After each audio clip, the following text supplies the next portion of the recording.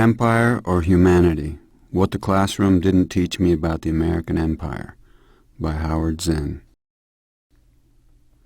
With an occupying army waging war in Iraq and Afghanistan, with military bases and corporate bullying in every part of the world, there is hardly a question anymore of the existence of an American empire.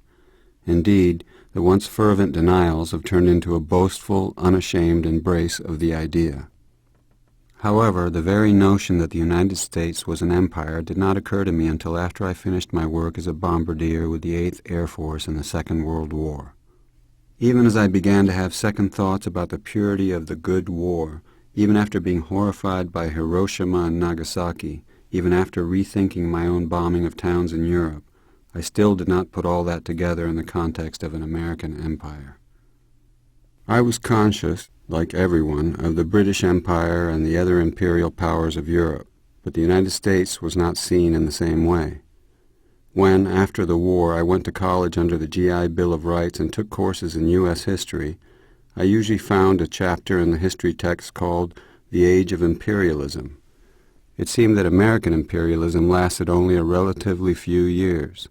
I recall the classroom map labeled Western Expansion, which presented the march across the continent as a natural, almost biological phenomenon. That huge acquisition of land called the Louisiana Purchase gave no hint of anything but vacant land acquired, no sense that this territory was occupied by hundreds of Indian tribes that would have to be annihilated or forced from their homes, what we now call ethnic cleansing. That classroom map also had a section to the south and west labeled Mexican Cession. This was a handy euphemism for the aggressive war against Mexico in 1846, in which the United States seized half of that country's land. The term manifest destiny, used at that time, soon of course became more universal.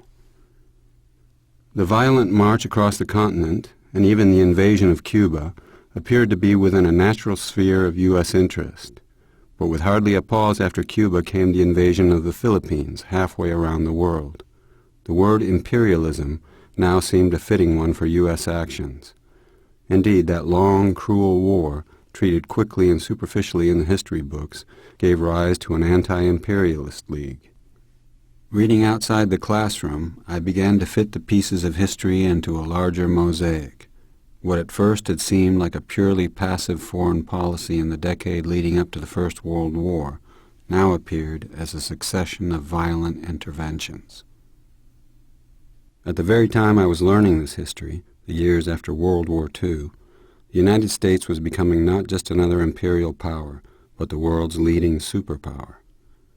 Determined to maintain and expand its monopoly on nuclear weapons, it was taking over remote islands in the Pacific, forcing the inhabitants to leave and turning the islands into deadly playgrounds for atomic tests. When the war in Korea began in 1950, I was still studying history as a graduate student at Columbia. Nothing in my classes prepared me to understand American policy in Asia. It seemed clear to me then that it was not the invasion of South Korea by the North that prompted U.S. intervention, but the desire of the United States to have a firm foothold on the continent of Asia, especially now that the Communists were in power in China. Years later, as the covert intervention in Vietnam grew into a massive and brutal military operation, the imperial designs of the United States became clearer to me.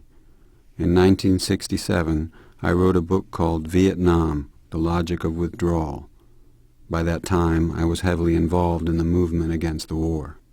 When I read the hundreds of pages of the Pentagon Papers entrusted to me by Daniel Ellsberg, what jumped out at me were the secret memos from the National Security Council. Explaining the U.S. interest in Southeast Asia, they spoke bluntly of the U.S. motives as a quest for tin, rubber, oil. No anti-war movement in the history of the nation reached the scale of the opposition to the war in Vietnam. At least part of that opposition rested on an understanding that more than Vietnam was at stake, that the brutal war in that tiny country was part of a grander imperial design. Various interventions following the U.S. defeat in Vietnam seemed to reflect the desperate need of the still reigning superpower, even after the fall of its powerful rival, the Soviet Union, to establish its dominance everywhere. Was George Bush Sr. heartsick over Saddam Hussein's seizure of Kuwait, Or was he using that event as an opportunity to move U.S. power firmly into the coveted oil region of the Middle East? Given the history of the United States, given its obsession with Middle East oil dating from Franklin Roosevelt's 1945 deal with King Abdul Aziz of Saudi Arabia, and the CIA's overthrow of the democratic Mossadegh government in Iran in 1953, it is not hard to decide that question. The ruthless attacks of September 11th, as the official 9/11 Commission acknowledged, derived from the fierce hatred of U.S. expansion in the Middle East and elsewhere. Even before that event, the Defense Department acknowledged the existence of more than 700 American military bases outside of the United States. Since that date, with the initiation of a quote-unquote war on terrorism, many more bases have been established or expanded. When I was bombing cities in Germany, Hungary, Czechoslovakia, and France in the Second World War, the moral justification was so simple and clear as to be beyond discussion. We were saving the world from the evil of fascism. I was therefore startled to hear from a gunner on another crew that he considered this an imperialist war. Both sides, he said, were motivated by ambitions of control and conquest. We argued about it without resolving the issue. Ironically, not long after our discussion, this fellow was shot down and killed on a mission.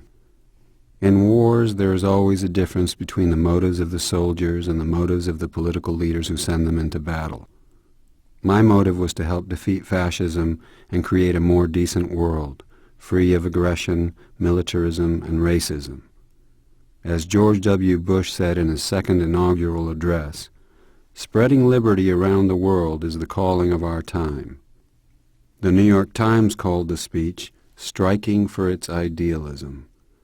We can hardly ask for a more candid, blunter declaration of imperial design, but with assurances that the motive of this influence is benign, that the purposes are noble, that this is quote-unquote imperialism light. The American empire has always been a bipartisan project. Democrats and Republicans have taken turns extending it, extolling it, justifying it. The rhetoric, often persuasive on first hearing, soon becomes overwhelmed by horrors that can no longer be concealed. The bloody corpses of Iraq, the torn limbs of American GIs, the millions of families driven from their homes in the Middle East and in the Mississippi Delta.